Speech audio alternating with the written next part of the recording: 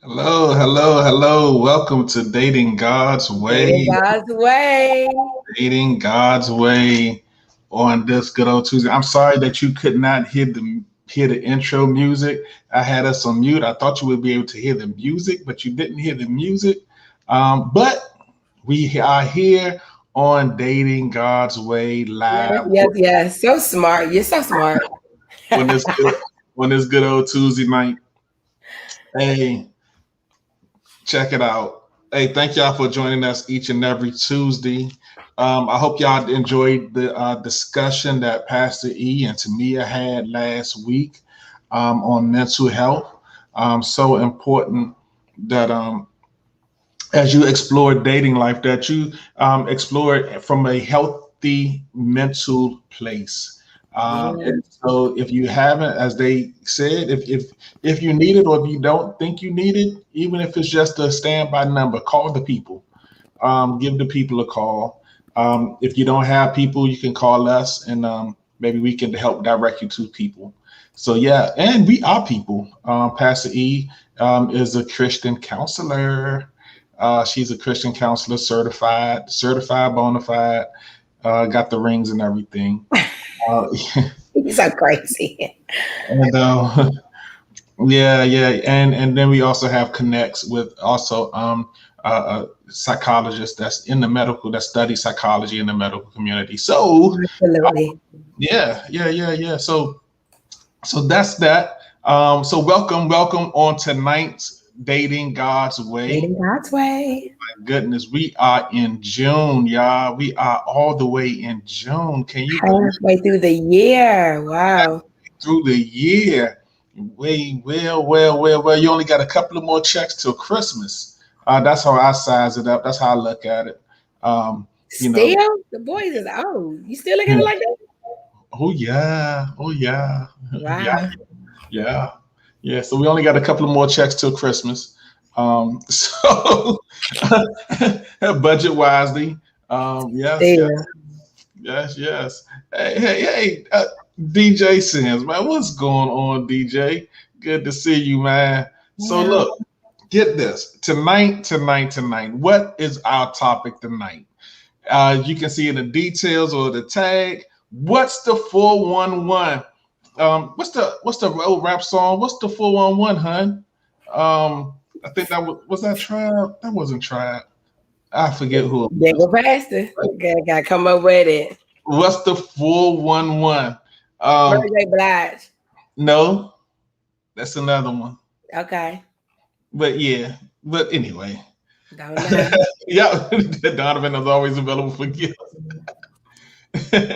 So yeah, yeah, Mary J. She had a 411 song. Everybody had a 411. Well, not everybody, but yeah.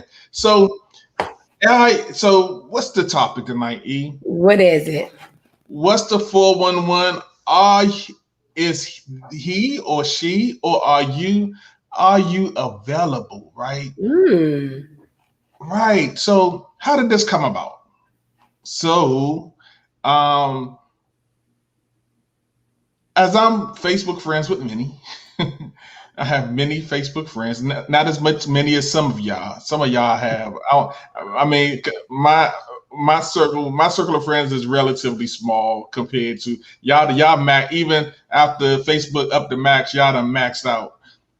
So anyway, but the unavailability, right? So I was looking at some people that were dating that were recently dating and now they engaged to somebody else, right? Okay, that's what we doing tonight, That's child. what Okay. we're doing tonight, right? Because we got some people may feel inadequate because of what somebody else's decision was because somebody else is on the other side of it, right? And so the question I beg to ask, and this is just a discussion between you and I, the question I beg to ask is, were they really available? Okay. If you can date me this week and then be engaged to somebody else next week, were you really available? Was I really part of the equation, or was I a stepping stone to get to where you really want to get to? Where you really want to get to? Go ahead. Okay. Okay, you got that. Go ahead. You're rap flexing everything tonight. That's no. That's my church. That's when you stand in church and say, "Oh my." Oh, that's that one. Okay, I got you. That's that church. Yeah. I thought that was the breakdance one. I got you. No. This is the church. This is the church. Oh my. Woo! So let's can we have this discussion? We can have this discussion. Were they really available, or if it's you, are you really available? Mm-hmm. Are you really available? And then we may talk about the ors later. Or this is going to be an interesting discussion. You know, as you opened it up tonight, you know, I think that what makes the conversation very interesting is when you start to get into availability, you know, from your framing tonight, are you available for building a life with someone, or do you just really want to be married? You know, is the aim just marriage, right? Your availability to relationship, to being present with someone, connecting with someone, like that availability versus your availability for marriage itself, the institution, right? And I think that's what we're talking about tonight is, you know, the availability to really build a life with someone is one thing, but the availability to just have, you know, papers, you know, have another check. yeah. Okay. Now we married. Now we bring our income together. Now we can buy that house. Okay. Now we have the institution behind us.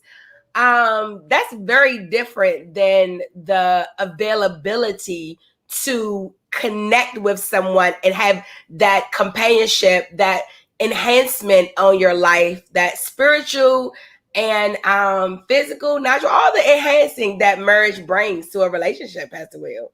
Yeah. I think I like how you put it. The building relation. Are you marrying to build a relationship, or you marrying for marriage to check your box that I got married before I died? Yeah, or I was just lonely and I wanted to be with somebody, and so I need to get married. And those are not good reasons to get married. Yeah, that's good, Pastor. Yeah, I mean, I think, you know, somewhat to be respectful. I mean, you know, so I mean, when we talk about something like this, I think it also goes into courting and what elements of courting should be there before marriage discussions happen, and before marriage take place. Like, at what level of courting should there be before saying, you know, I do, for the sake of, oh, he proposed, oh, he went to Jared and he brought the ring, right? Or, you know, yeah, I brought that ring from Jared, right? So, you know, but what level of courting should take place before before engagement? Yeah. What you think? You looking at something? Yeah, I'm actually taking notes because I didn't want to interrupt you. So Okay. I'm in the note taking tonight. Okay. No, I think that's good. You know, am I looking for the engagement, the experience, right? Like, it's like, oh, he went to Jared, it's the proposal. Is that what my heart is really yearning for? What's the 411, right? We call 411. It's you getting information. So tonight, when we're saying what's the 411, we're getting some information, and the questions we're asking tonight is, when you are thinking of marriage or courtship or dating, is the goal to get, you're thinking of my proposal date, and you're thinking of what the date is going to be like when you get married, the wedding date, is that where your heart emphasis is? And I think, that's what Pastor will talk about tonight, that if I'm really thinking about those events, right, that those events is what's driving me, then that's what I'm available for. Some people get married and don't think beyond the proposal and the wedding. They actually never think about that they're going to have to be available to someone on a daily basis, present. Yeah. Marriage is, we use this term in IT, but we used to use this term, but it says always on, right? That means the system is always on. There's never an outage, because we have, backup systems to make it look like that the system is always on and always available. And that's what marriage is, right? Marriage is always on. You can never, hey, Apostle Benson, hey, you can never turn off in marriage. Like the whole thing of, I'm going away, I'm shutting down or whatever, even though you may take those proclivities to do such, the other end of it is that your spouse is on the other end of that hurting, right? Yeah. And so in relation, talking about, are you available?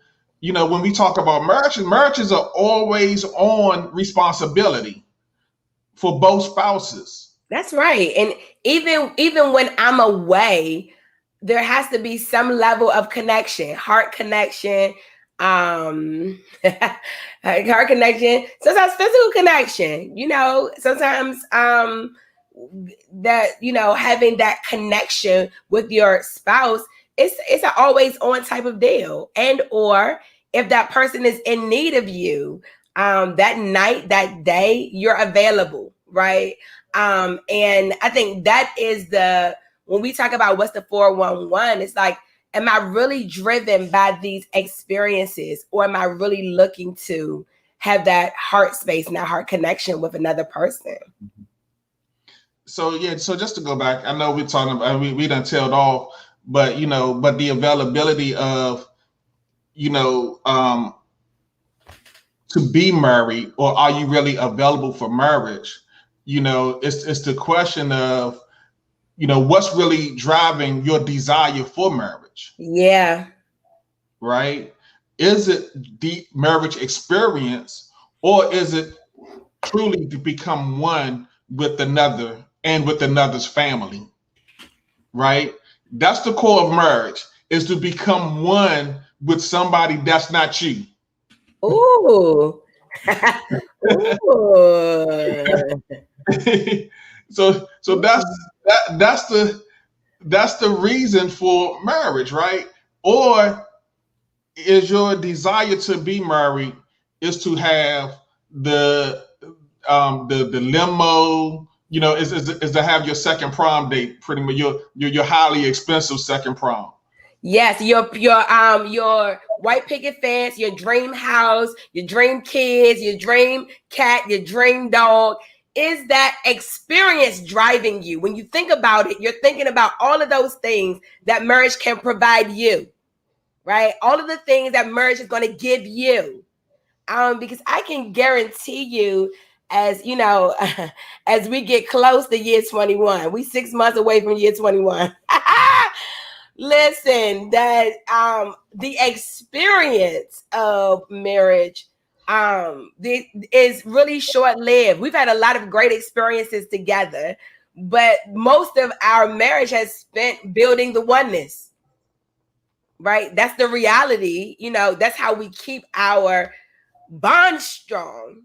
is the building of the oneness, not really the experiences. The experiences come and go. I mean, I was excited about getting married, but at some point I had to think, at points I had to think, is this the woman I want to spend the rest of my life with? That's correct. Is this the woman that I want to do life with? Right. And do I have what it takes? Do I have what it takes to be one? Right? I had to think about those things. What about you, Pastor? Did you have to think about those things, or you just was like, oh, I'm ready? I tell you, I had to think about those things because I'm like, look, I like my single life. Let me just be very clear. I know a lot of people are, they did not like their single life. I liked my single life. Okay, I had a good single life. I traveled before I met Pastor Willie. I went on my own trips, paid for my own airline ticket. Okay, and so I really liked singlehood, right? And so for me, Pastor Will, I really had to think, not just this person I'm going to spend my life with, but am I really available to spend my life with somebody right now? Like, because that's what it was about for me. It wasn't about necessarily like you. From you, it was for me, about me. Like, I really had a introspective into myself of like, I'm going to be giving up my independence. I'm just going to tell y'all, this is what I was thinking about. I'm going to give up my independence. I'm going to be giving up a lot of the things that I enjoy. My book clubs, my prayer nights, my getting up early in the morning, staying up late at night. When I live with my best friend, I could get up 1 o'clock in the morning, go in the room and pray and do all these different things. My life was going to change. It was going to be a dynamic. So those are the things I thought about, Pastor Will. Yeah, man. Yeah. I just thought about, could me and my money be one with somebody else? That's what he thought about. I'm telling y'all right now. He thought about him and his money, and I thought about committing my independence, my time. Could I really give that up? Ooh, I didn't have no independence, so I was good. I was good on that end. But did I want to lose? For me, did I want to lose what I thought I had? Yeah. Did I want to lose what I thought I had? And honestly, at that time, I wasn't thinking about building. Even though I know in our discussions, especially in our car discussions, we talked about our marriage being the ministry. We talked some crazy stuff. Our marriage with y'all. Yeah, be careful what you say. I talked about our marriage being a ministry and all this other deep stuff. Oh, he could talk it, y'all. He could talk it. But also, here's what I learned. Talk comes with tests. What you say will be tested. Yeah. And what you say will be proven. Yeah. And I'm going to tell you guys, I challenged him on a lot of things that he said.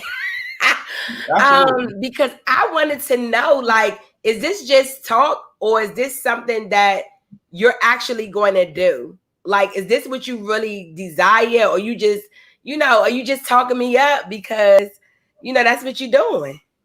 Oh, Pastor, I think you're having some technical difficulties. You kind of lagging. Oh, so are you? I thought it was just you. Oh, no, it's just not me. Oh, no. Are we lagging over there? I'm sorry, guys. I'm sorry, you guys. I got to make sure one of the boys isn't streaming a we don't have some competition. Yeah, some bandwidth competition. Yeah. So that's where we are. Yeah. Okay, so that's where we are, and that was on my heart tonight about dating honestly. Yeah. Honestly dating. Especially when you on the apps and stuff like that. I was watching one TV show. I'm not going to even mention the name of it, I was watching one TV show and the guy was like, so um this okay, so this young lady wanted to meet this guy on a dating app, and she reached out to him, and I guess he did the swipe left, and the swipe left became a big thing. Swiping left on people, that means that you passed them by. You wasn't there tight. Okay. Okay, you swipe left. Yeah. And then she happened to see him in the club, right? They were in the same club together. And she called him out for swiping left. I'm sorry, E? Oh, so she called him out for swiping left, right? And so where am I going with this is, and she called him out because he presented himself as available, but he wasn't available for her, right? So well, come on back in, Pastor. What you on mute? I'm here. Okay, so yeah, so she swiped left on, or he swiped left on her because he wasn't available for her. Right. How do you save your feelings when in the midst of rejection, or when somebody swipe left, or if somebody do engage just on the heels of your breakup or your disassociation?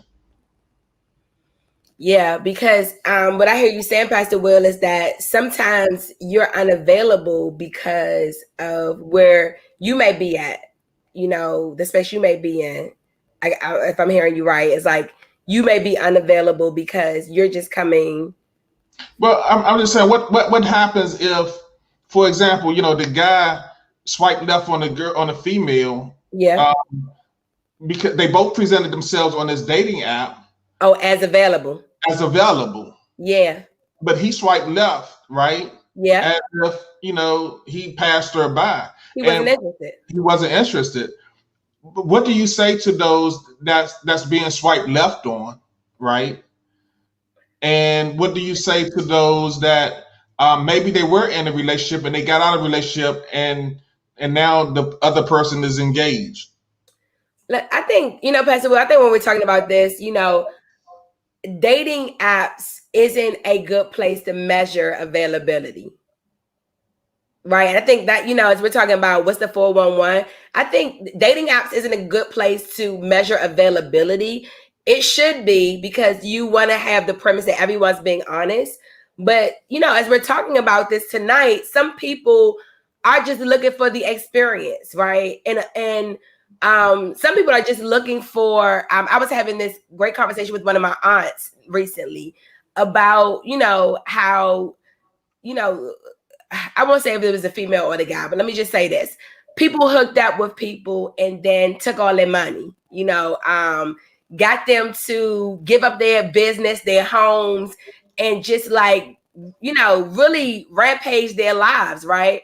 So I think that the number one thing is making sure that you're not using the dating app as everybody is coming from the same space. I think you have to have some amount of discernment. And when I say discernment, I'm not just talking about the spiritual one. I'm talking about sound judgment, wisdom of people are in different places, right? And just because I'm available on this dating app and I'm really interested in getting to know someone and going to further, everybody may not be in that space. And I think you have to just start with that. And I think that goes too for if somebody also, now they're engaged, now they with somebody else. Sometimes it's a good riddance type situation because they're, that's all they was looking for anyway. Someone who was going to say yes. They weren't looking for building oneness, spiritual oneness with another person. They was just looking for a yes. Good riddance. That's right. That's hashtag good riddance. And I think that's where we wanted to get to tonight is, you know, that's just hard to say, but, you know, dismissing those that dismiss you. But Jesus said it the best. When you go to a town and they don't accept you, shake the dust off your feet, child. that's what Jesus said. WWJD, what would Jesus do? So, uh, so yeah, I think that's good, Pastor E. This is good. This is good. So yeah, so let's get to some questions. Let's get to some questions. All right, shake that dust off. Is this a safe conversation to ask someone you're courting about their availability? Yeah, I think there's a way to ask this during courting. I think there's a way though. Yeah, I think you want to know, especially you want to know if the other person have some other love interest, right? If is their heart really has really left? I don't care if it's for you or not, but has it left the other relationship? Yeah, are they still on the last person that left? Yeah. Right? Are they unavailable because their heart is still tied to another? Do they still got some crushes out there? Yeah, some questions about, we could come back together in 10 minutes. Not questions, crushes. Do they still got a crush somewhere out there? Yeah, somebody that they really crushing on, and if that person come through, it's over. Boom. Yes. Because that person is really my person. So if they come through, it's over. And sometimes that crush is a real person, defined person. Sometimes that crush is an idea. It's an imagination of a person that they're waiting for. That probably ain't never going to arrive. That's right. And that makes them unavailable. Yes. Because I found that, Pastor Will, that a lot of people that's looking for some type of person, they looking for some type of person, and in reality, the person that they're looking for, the type of person that they're looking for, that it doesn't even exist. You're not going to get. Look, I'm in HR. We were talking about this with a job search today. They want the perfect person that has every single thing on the list, right? Mm-hmm. That person in HR is what we call a unicorn. Okay, they rarely ever exist. Right? It's only a few unicorns out there. Right? And so the probability that you're going to get a unicorn is very small. Yeah. And that you're going to be attractive to the unicorn. That's what I was telling my job today. Are we even attractive to someone that has those qualities? Right? And so I think, Pastor Will, as we're talking right now, it's an illusion that can be set up that person's looking for. That's good. An illusion.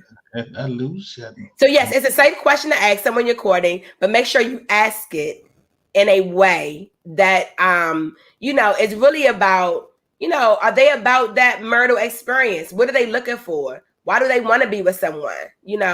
Those types of things. Yeah, and it's always important. Why do you want to marry? I understand why you want to marry, but why do you want to marry me? Yeah. Why you want to be together? Why you think, what are you looking for as it relates to your future in marriage? Where you're thinking at? Yeah. Okay, let's keep going.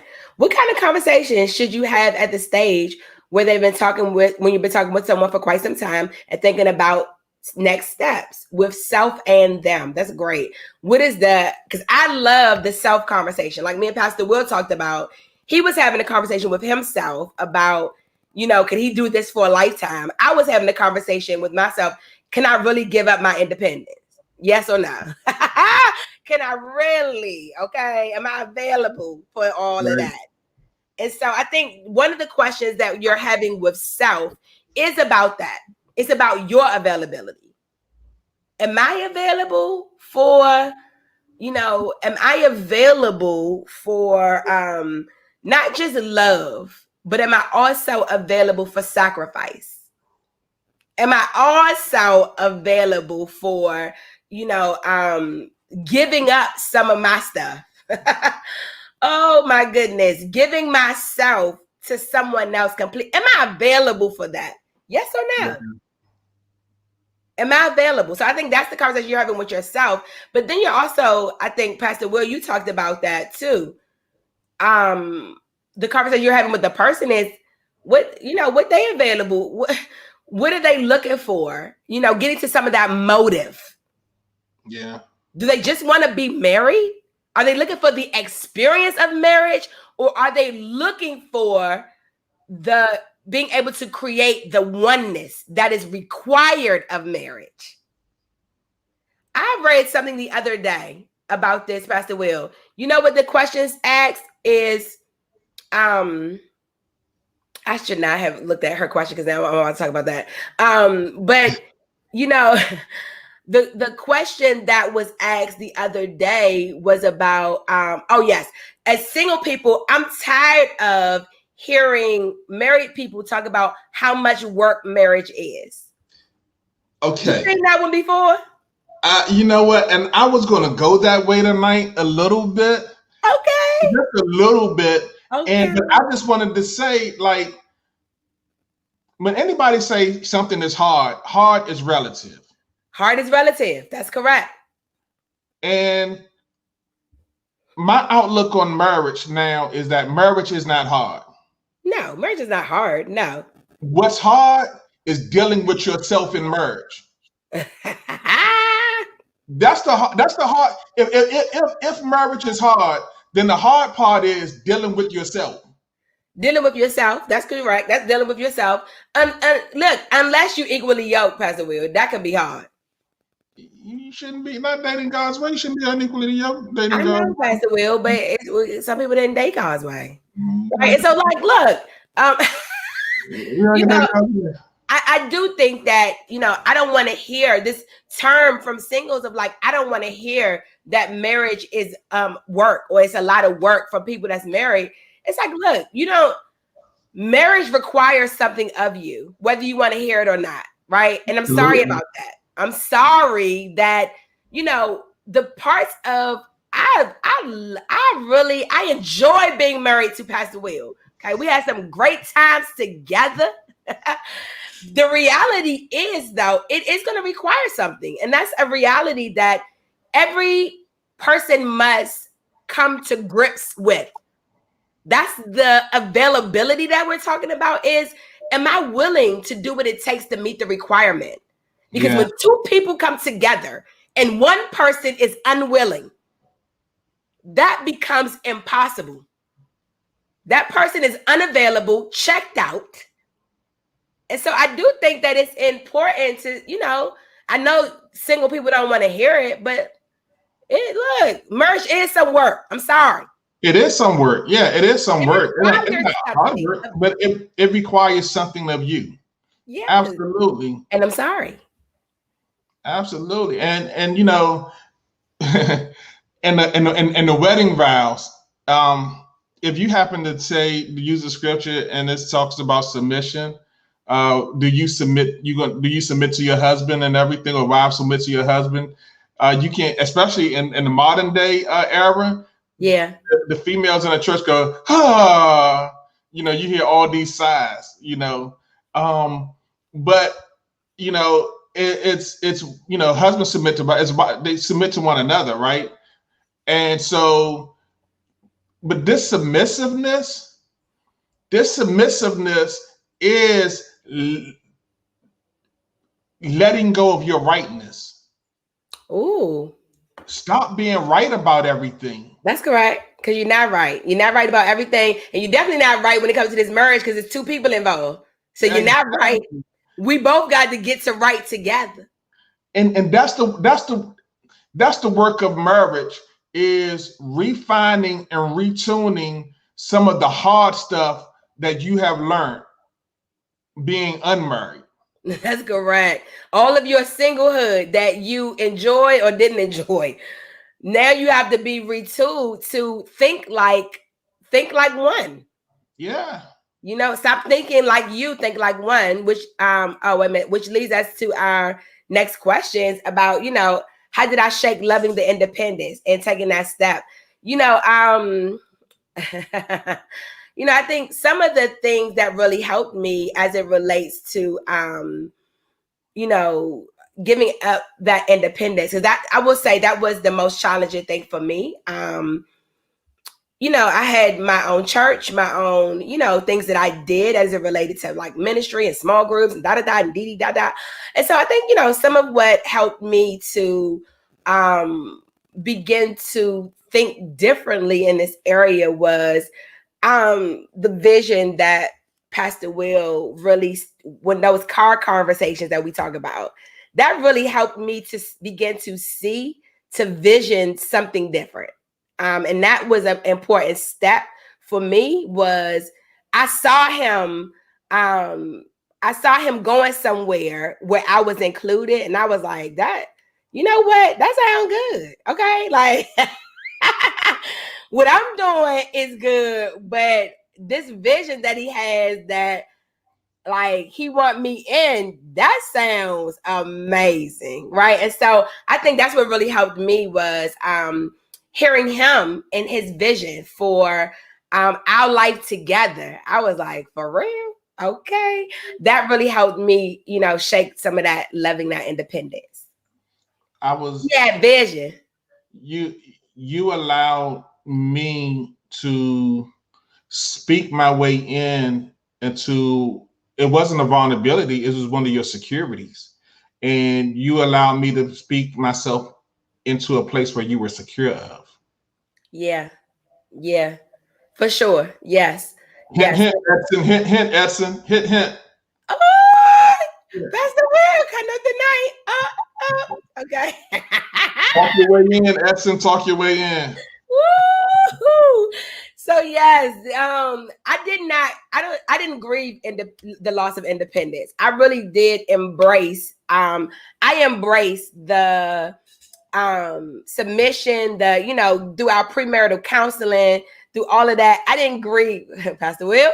I didn't grieve any of that. I didn't grieve the loss of independence. I didn't grieve, giving up, being single.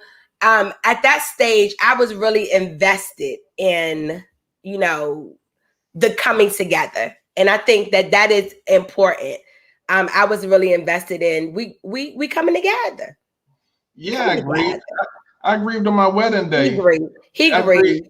I grieved in the reception hall when the men gathered around me, and they was like, "It's gonna." I was just chilling, and they came in and they said, "It's gonna be all right." And I was like, "Man, what did I do?" What I did, I made the best choice ever for my life. That's what you better say. No, I was just joking. Yeah, Pastor Will, he grieved, definitely. He grieved over that money. That's what he grieved about.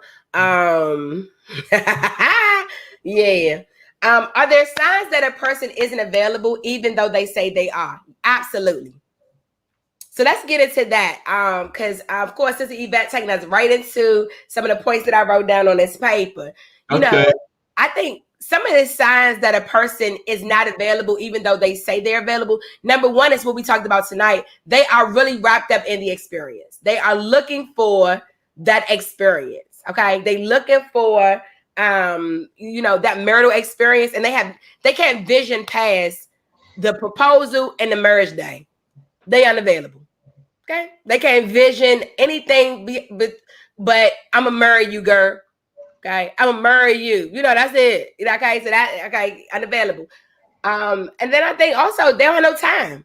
They don't have any time to fit you into getting to know you, dating, courting. They have no time for that. They're not available with time, and or they're not available emotionally. What would you say, Pastor Will? I'll say, yeah, available emotionally. They're not really concerned with your feelings, right? Yeah. They are unavailable. They are unavailable for you, the you of you. They are not available for your emotions, your feelings, your thoughts. I mean, everything, everything is about what they think, their ideas and everything. You find your ambition may be taken away, your desires may be taken away, because everything is sucked into we getting married, and that's it. Yeah, they already taking something before they giving something. They right, unavailable. right. You an object. You the one that they marrying, but you can be Jimmy Jane or Jane Susan or anything. Right now, you the one that fit. You the one that said I do. Yeah, it ain't really had nothing to do with you per se. Your individuality, who you are as a person, was never considered. And I really appreciated that. I see all y'all laughing comments about Pastor Will knew what to say. He absolutely did know what to say. And let me just tell y'all, he knew what to say and he made it happen. Let me just say, I'm gonna give Pastor Will, I'm gonna give him his props for a minute. He knew what to say, and that brother made it happen. Okay, all the vision that he did pre-marriage, he did it. And so I want to just clap him up right quick on his dating God's way.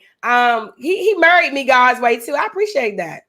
But I didn't say it from a place of ambition. I said it from a place of this is what I heard the Lord saying. Right? He did, yeah, he did. He was real. He was on point with it. He was on point. But I do want to, make that point. Is like if somebody just saying something to get in your panties, okay, it ain't going nowhere. So I just want to make that a point. Yeah. If he's saying something to get some, it ain't going nowhere, right? And so I do appreciate that. It was not just talk, it was vision. It was really things that we worked towards once we got married. It happened. So thanks for that, Pastor Will. Yeah, you're so welcome. Another thing that I cared about, and not everybody's going to do this, but I cared about how your family received me. That was big for me. That was big for him. So it was important for me to have conversations with mom and grandma and granddad, Kim and Courtney and Ree. It was important for me to have those relationships and be secure in those relationships. Also, because I knew that that was a big part of your life. And Tanita was family. Absolutely, so, my best friend was family, y'all. Absolutely. Sure. So that was a big part. That was a big part of really, getting to know you. Yeah. And your availability. Yeah. And vice versa, right? Like you introduced me to your family. I went out to Pastor Will set up lunch with his mom and sister. Okay. He took me out to lunch downtown. We went out to eat with his sister and brother-in-law. And so yes, we family was a priority for us, so we prioritized that, right? And that showed availability too, because if I'm bringing you around my family, then I'm saying something about, I'm not going to be doing this with everybody that's in my life. I'm saying something about availability. Yeah. Okay. So how do you settle within yourself about spending your life with someone within knowing what the future holds? Yeah. That's good. So how do you settle? I think, one way to get settled is you have to start setting your life up. Now, when we got married, I was 21. So let me paraphrase with that. I was 21, but I left home at like 17. So, okay. So that just give you a full picture. And so, I think that one of the things that's important about settling yourself is that that's really personal work. That's not work for the other person. Okay. Mm-hmm. And so it wasn't Pastor Willie's job to make me comfortable with being independent, leaving my best friend, this and the other. Like that was my work that I needed to do. Right. And I think that that's an important part about settling within yourself is not expecting your mate to be the person that's helping you to settle that. Yeah. That they don't have to prove something, they don't have to do something. That work has to be settled in you. So you're available when you're being found as a wife. You're available when you're looking for a wife. That is inside work that has to be done, and really asking yourself the questions of like, this is where my faith came in for me as a believer. We're talking about dating God's way of like, I'm going to settle in myself and the independence, this and whatever. But as it relates to what the future holds, God got that. And I believed enough that if he ain't it, God is going to reveal it to me, my spiritual dad, my best friend. I got people around me also that can hear God. And if they say he ain't it, forget it. He ain't, right? I was to that degree. If y'all see some red flags, okay? If y'all see the red flags, the devil, demons, anything, tell me so I can run the other way. And I think that accountability is important. Like, legit, if you see something, say something. And I think that I've seen, people in my life get into bad situations because, you can't know what the future holds, but you do know if it's a joker.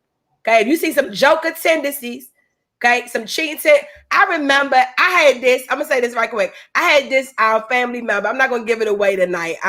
Even though I talk about this family member a lot, who frankly cheated on all the girlfriends. So when a girlfriend would come around, as the family, we would tell.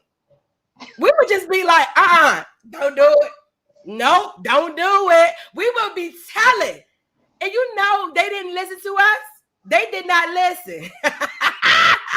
So then when he ended up cheating and they would come back to me and be like, I can't believe he did. I'm like, boo-boo, we told you. Grandma told you. I told you. In other words, there has to be some wisdom in that accountability too. The people that you have around you. Right, Pastor Will? Right. Settling is a decision. Settling is a decision. You have to make a decision to settle. You can't be indecisive about settling or not settling. Because if you're indecisive, that means you're unsettled. That's correct. So to settle is a decision. Yeah. And I was telling somebody this weekend, this is the person you married. This is y'all married. After you say I do, like, this is the good, the bad, the ugly. This is who you chose. This is who you said, yes, I do. This your marriage. This right? Your marriage. You decide them papers, you done walk down that aisle, this your marriage, right? Yeah. And so the future hold, which y'all both gonna bring to it, but there are some things that you can see prior to marriage that lets you know some of the things that's gonna be in your future. If she already acting a fool pre the marriage date, she gonna be acting a fool, he gonna be acting a fool after. That's it. Okay. Marriage, the piece of paper is not changing that person's temperament, character, or nothing. That person has to decide, right? And so availability, as we talk about tonight, I'm gonna bring us back around to availability. Availability, you're not going to get anything else other than what is there. Yeah. Capacity. Yeah, what's the capacity of that person? So yeah, that's a great question tonight. That's a great question. Any more questions? What's the capacity? Any more questions before we get out of here?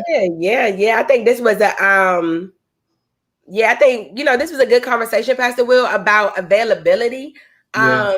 Am I really available? I have some quick points I'm gonna make here, okay. And as I close up,